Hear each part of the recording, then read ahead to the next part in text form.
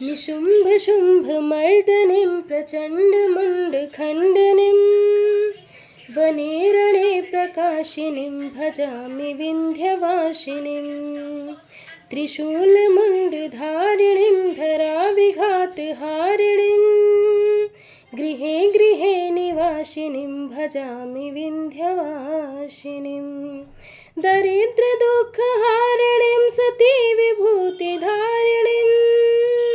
वियोगशोकहारिणीं भजामि विन्ध्यवासिनीं ललत्सुलोललोचनीं जने सदा वरं प्रदां कपालशूलधारिणीं भजामि विन्ध्यवासिनीं कराब्जदानदाधरां शिवप्रदायिनीं वरां वराननां शुभां भजामि विन्ध्यवासिनीं कपीन्द्रजामिनीं प्रदात्रिधास्वरूपधारिणीं